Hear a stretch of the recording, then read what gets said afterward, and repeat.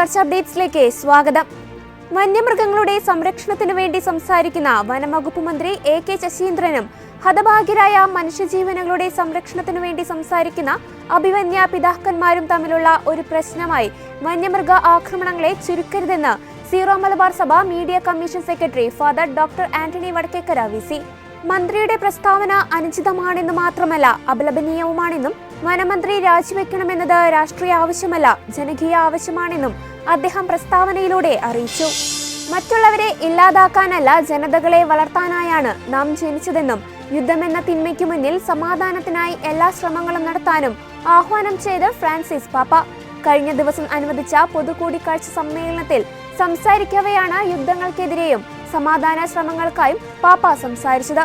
നിരവധി രാജ്യങ്ങളാണ് യുദ്ധങ്ങളിലൂടെ കടന്നുപോയിക്കൊണ്ടിരിക്കുന്നതെന്ന് ഓർമ്മിപ്പിച്ച പാപ്പ സമാധാനത്തിനായി എല്ലാവരും പ്രാർത്ഥിക്കണമെന്നും അദ്ദേഹം കൂട്ടിച്ചേർത്തു. ആക്രമണങ്ങളും അതിനെ തുടർന്നുണ്ടായ പ്രത്യാക്രമണങ്ങളും മൂലം സാധാരണ ജനജീവിതം ഗുരുതരാവസ്ഥയിലായ കോങ്കോ ഡെമോക്രാറ്റിക് റിപ്പബ്ലിക്കിലെ ആളുകൾ നേരിടുന്ന ദുരിതങ്ങളിൽ ആശങ്കയറിയിച്ച യൂറോപ്പിലെ സംയുക്ത മെത്രാൻ സമിതി രാജ്യം നേരിടുന്ന പ്രതിസന്ധിയിൽ യൂറോപ്പിന്റെ അടിയന്തര ഇടപെടലുണ്ടാകണമെന്ന് ഫെബ്രുവരി 12 പുറത്തുവിട്ട പ്രസ്താവനയിലൂടെ മെത്രാൻ സമിതി പ്രസിഡന്റ് ബിഷപ്പ് മരിയാനോ ക്രുസിയാറ്റ ആവശ്യപ്പെട്ടു. സാധാരണ ജനത്തിന്റെ സംരക്ഷണത്തിനായും മാനവിക സഹായങ്ങൾ ലഭ്യമാക്കുന്നതിനായും കൂടുതൽ ശക്തമായ ശ്രമങ്ങൾ വേണമെന്ന് അദ്ദേഹം അഭ്യർത്ഥിക്കുകയും ചെയ്തു. ഫ്രാൻസിസ് മാർപ്പാപ്പ 2025 ജൂബിലി വർഷത്തിന് ആരംഭം കുറിച്ചതു മുതൽ ഇതുവരെ 1.3 ദശലക്ഷം ആളുകൾ സെന്റ് പീറ്റേഴ്സ് ബസിലിക്കയുടെ വിശുദ്ധ വാതിലിലൂടെ കടന്നതായി വത്തിക്കാൻ അറിയിച്ചു.